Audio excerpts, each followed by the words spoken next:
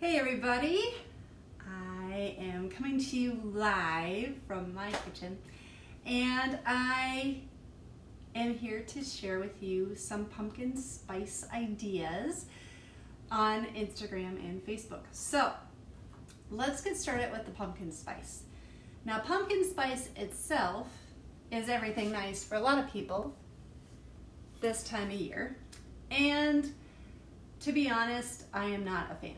But I know a lot of people that are, and anybody who comes to our bingo Thursday, September 19th, will be able to taste it. So what I found though is I don't actually have any pumpkin spice in my house. I make it only when I make pies. But there's a very easy recipe for you to be able to make your own, and then you can store them in our spice containers. So this recipe calls for 3 tablespoons of ground cinnamon, 1 tablespoon ginger, 2 teaspoons ground nutmeg, 1 teaspoon ground cloves, 1 teaspoon ground allspice. And you just put them all into our spice shaker and you give it a little shake. And now I have pumpkin spice flavors. Okay, and this is a fraction of the cost that you would pay should you actually buy this spice in the store. Then what you can do is you can actually make a flavored coffee with it using our cold brew system. So it's very simple to make. It's actually really ridiculously simple to make. And pretty much with any powdered flavoring, you could do the same thing. So if you like vanilla flavored coffee, you would substitute it with vanilla powder. What I'm going to do today is I'm going to take this pumpkin spice flavor that I just made, and I'm going to put 2 tablespoons of it, about 2 tablespoons, into this dish with 1 cup of coffee. So that's 1 tablespoon. I love our spice shakers because it allows you to pour out as well as to sprinkle. Alright, so that's about 2 tablespoons. If you like more pumpkin spice flavor, you might have it be 3 tablespoons. Then, what you're going to do is add a cup of your favorite coffee. Now this would be non-flavored already because you're flavoring it yourself. This is 3/4 cup of coffee.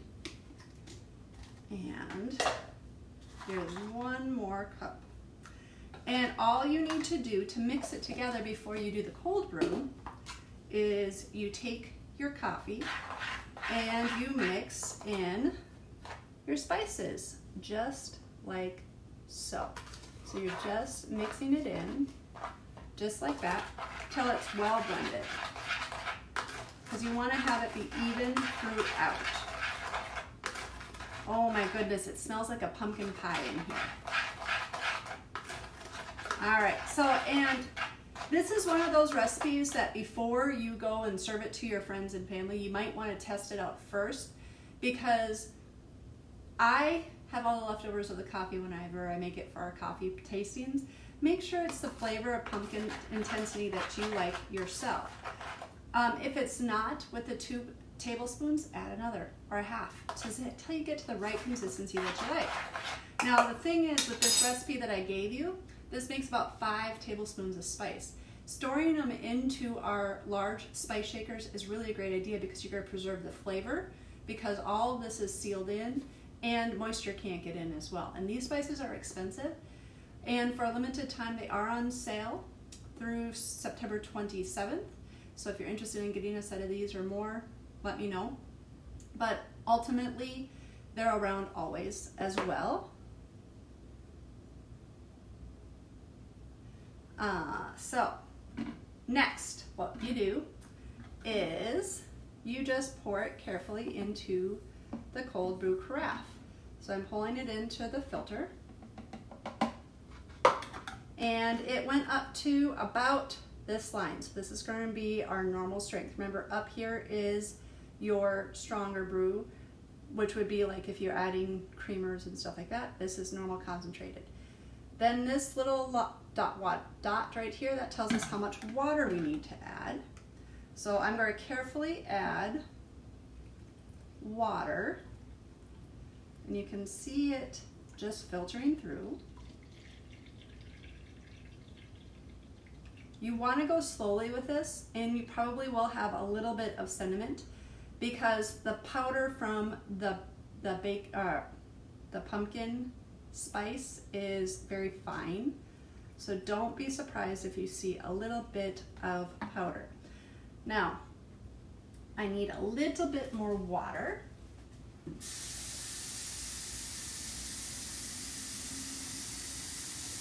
So it goes all the way up to the tip top.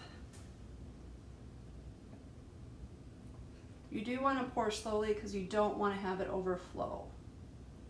Fun fact, when you're done with your grounds, you can put them into your gardens or save them for compost for later. And then that just needs to sit for about 8 to 12 hours, just like this, and it'll be perfectly brewed coffee. Now, if you don't like coffee, you can make tea in here, about 3 tea bags, same process. You're going to be able to handle it just fine. Now, what I have here is the large water bottle that I was using to fill up the coffee with. This particular one is being used for hurricane relief for Bahamas right now through September 27th. $350 of the purchase price of this will go to the Bahamas World Kitchen Relief Fund. And what I like about it is that it will hold my entire carafe of coffee. So this is the coffee that I will drink tomorrow morning. It is buttery caramel coffee. And a tip that I learned is I actually tilt my cold brew carafe filter on its side a little bit so the coffee can actually drain, because there's always going to be a little bit of drainage. Then when it's done draining, you can put it onto the cap, and this cap will allow you to just have a placeholder for it. It also is the cap that you put on top of the cold brew as it is making it. So just for the essence of time, we're going to put it right there. Then I take our handy dandy funnel or magic kiss maker, depending on who you talk to. If you don't know what that is, give me a message. And you slowly pour it in. Now, the reason why I'm pouring this in is I'm not planning on drinking this coffee right now. I do plan on using it tomorrow morning in my morning breakfast routine. I don't usually drink coffee after noontime because then I'll be up all night. And the nice thing is about the cold brew carafe system is this coffee I could store in my refrigerator for up to a week and know that it would still be good. All right, and there is just a little bit of cinnamon on the bottom because I was using normal light roast from the store, but if you get a coarse ground, you're gonna have less residue left over. And then this is good to go. So one cold brew carafe fits one large water bottle. Most of the time when I make this overnight, I pour out the first glass and then I have enough for a medium water bottle too. So if you're interested in learning more about how to make the pumpkin spice, drop a message, send me a message. I'll give you the recipe for it. It's also going to be posted on our Infinite Shine website here this coming week for our blog and recipe. And if you are free on Thursday, September 19th, we're going to have the cold brew tasting of this pumpkin coffee available for 15 minutes before the bingo.